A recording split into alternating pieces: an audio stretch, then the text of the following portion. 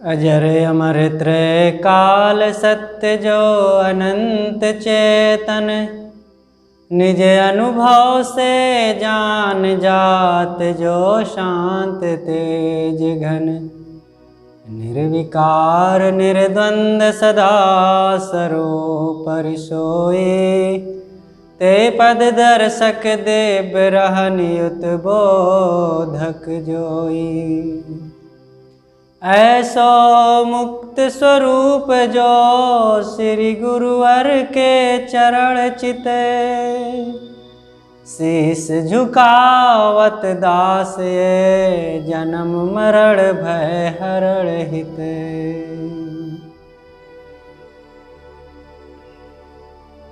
परम आराध्य पूज्यवर श्री सद्गुरुदेव जी,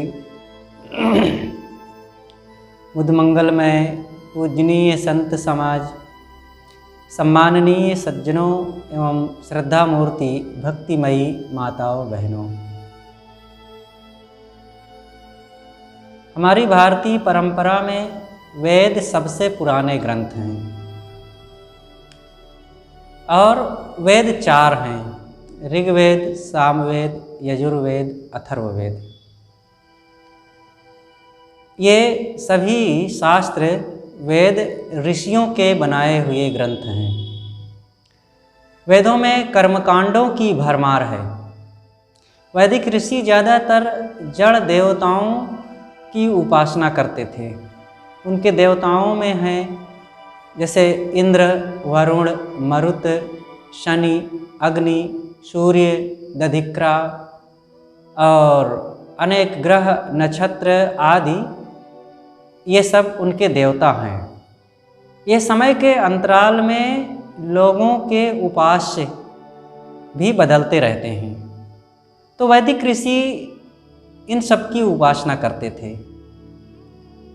लेकिन इन्हीं में बीच बीच में ये सब जड़ उपासना करते हुए भी इन वेदों में, शास्त्रों में आत्मज्ञान के हीरे मोती भी खूब भरे हुए हैं। कोई छांटने वाला होना चाहिए। कोई जंगल में जैसे बहुत सारी वनस्पतियां होती हैं, लेकिन उन्हीं में से कोई औषधि होती है। कोई खोजने वाला होना चाहिए, सारग्राही, और वो खोज करके उससे अपना लाभ ले लेगा। इसी प्रकार इन ग्रंथों में खूब ज्ञान विचार की बातें भी हैं, किंतु उसके निकालने वाले पारखी कितने लोग हैं? बहुत थोड़े हैं। वेद बहुत पुराने होने से इनकी भाषा भी बड़ी क्लिष्ट है। वेदों पर अनेक लोगों ने भाष्य भी किया है। दक्षिणी भारत के महापंडित राहुल सांकृत्यायन ने वेदों पर भाष्य किया। पूरा संस्कृत में है उनका भाष्य, लेकिन बहुत अच्छा भाष्य उन्होंने किया। वे कर्मकांडी पंडित थे, साथ साथ वे राजा के मंत्री भी थे। कई लड़ाइयाँ भी उन्होंने लड़ा, लेकिन महाविद्वान थे और वे वेदों पर काम किए।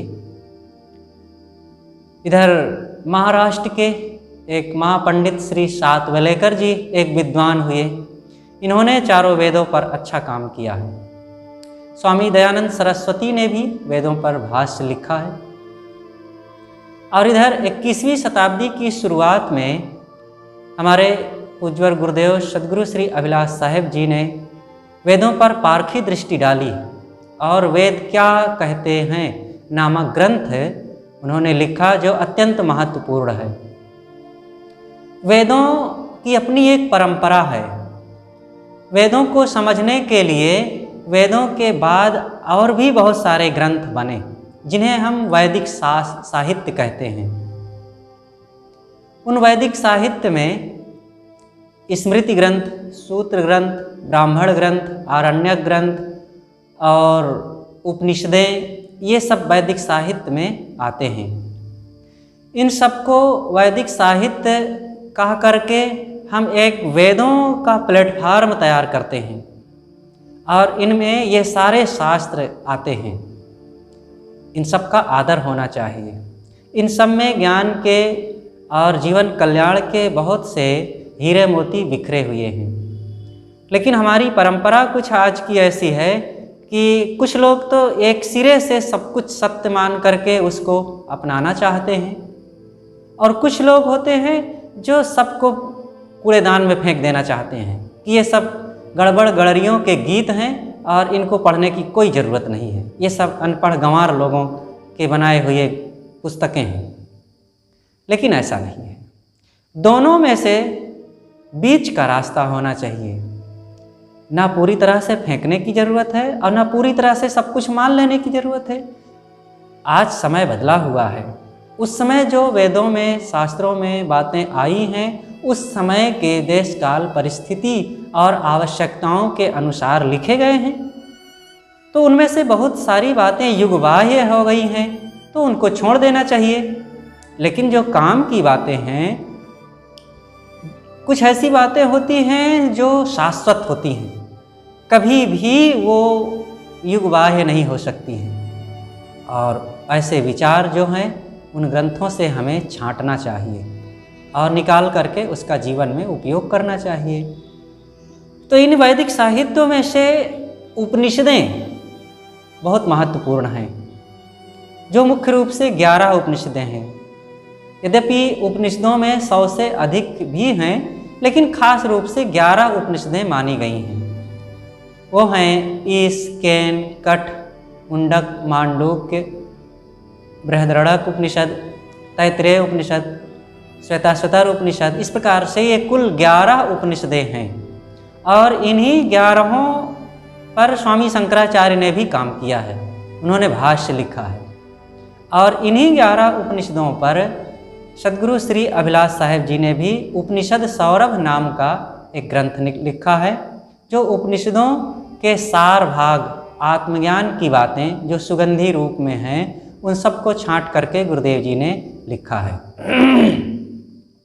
इन उपनिषदों में एक है कठ उपनिषद। कठ उपनिषद बहुत ही महत्वपूर्ण है, जो आत्मज्ञान से भरा हुआ पूरा ग्रंथ है और इसे सबको पढ़ना चाहिए।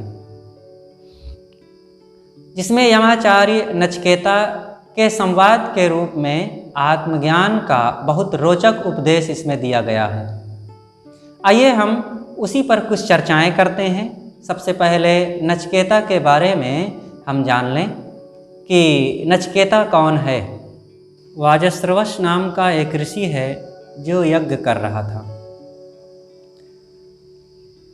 यज्ञ में उन्होंने ये अनुष्ठान किया था कि मैं ब्राह्मणों को गायों का दान करूँगा।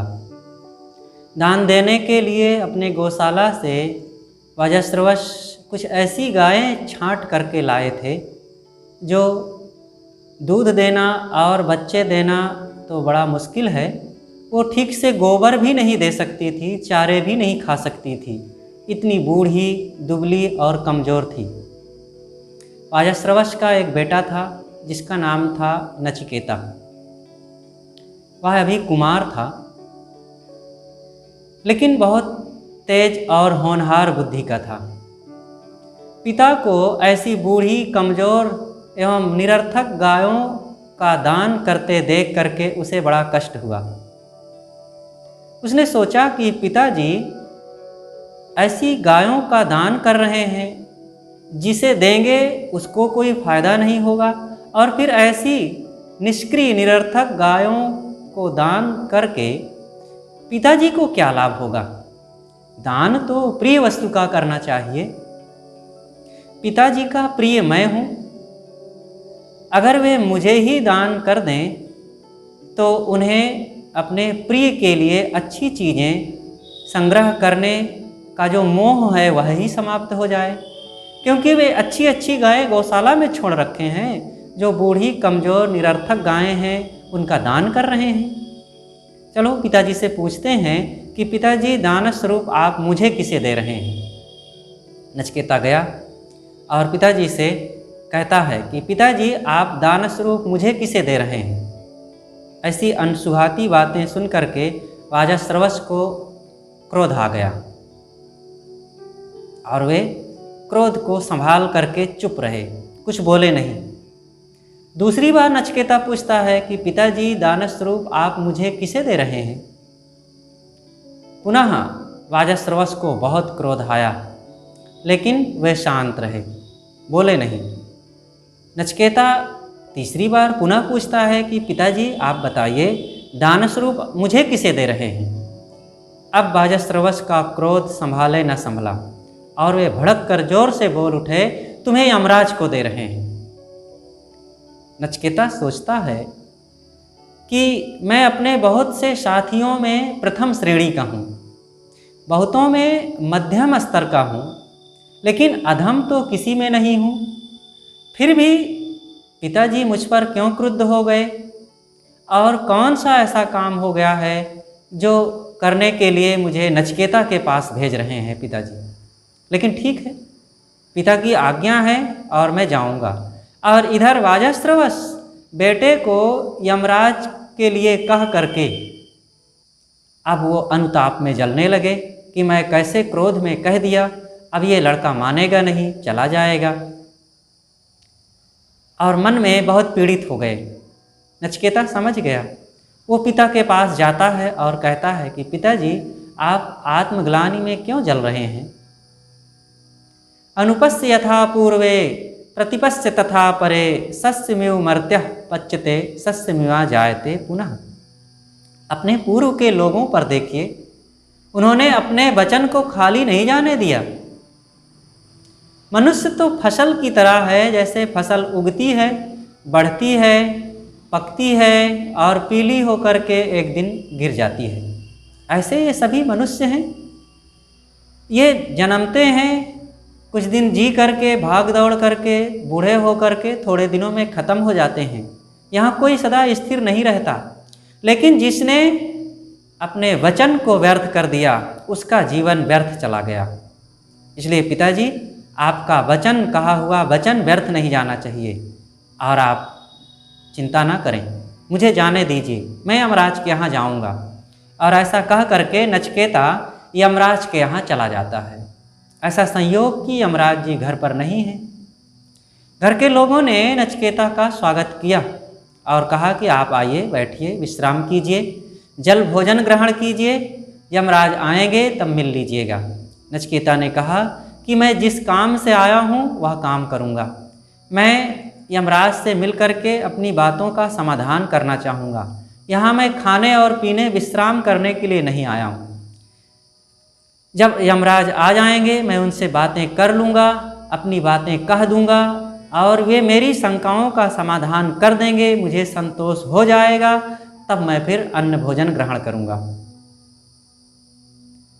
बिना खाए पिए वे 3 दिन रात यमराज के दरवाजे पर बैठे रहे। 3 दिन के बाद यमराज आए। लोगों ने बताया कि एक बहुत तेज होनहार बच्चा आया हुआ है और आपकी प्रतीक्षा में बैठा हुआ है बिना कुछ खाए पिए।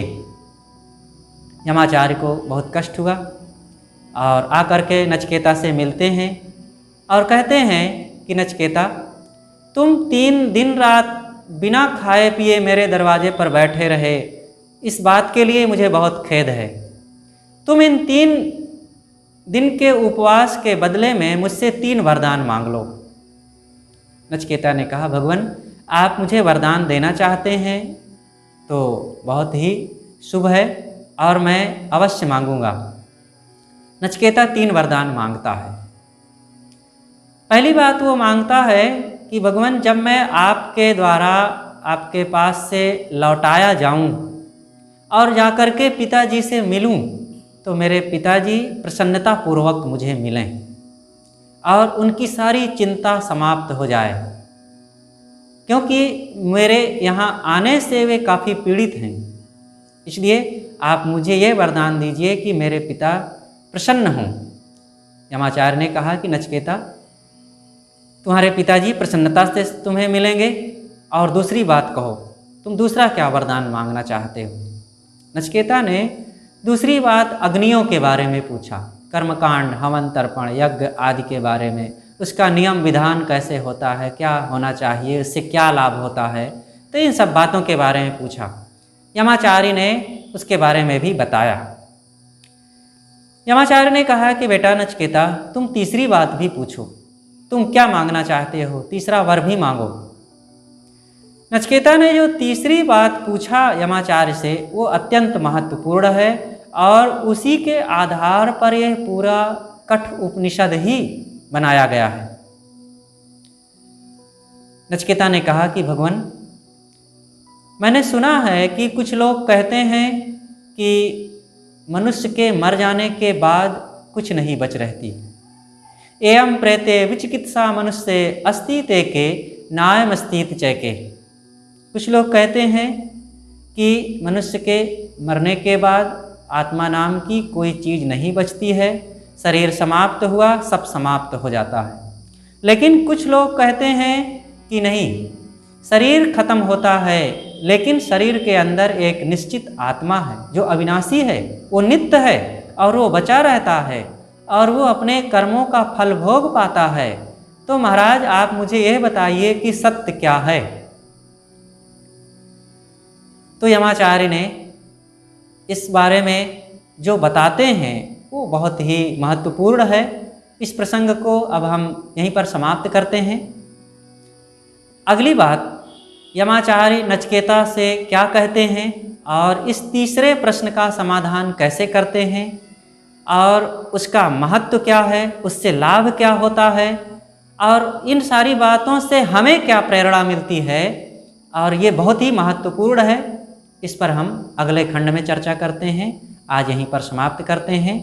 आप हमारे चैनल पर बने रहें और कबीर आश्रम कौशाम्बी हमारे इस YouTube चैनल पर आप सब्सक्राइब करें, सुने भी, तथा अनेक ऐसे ज्ञानवर्धक शास्त्रों की बातें और हमारे जीवन व्यवहार की बातें, परिवार की बातें आदि सुनते रहें। हम आपके आभारी हैं और आज हम यहीं पर समाप्त करते हैं। कल पुनः दूसरे खंड में इस पर चर्चा किया जाएगा।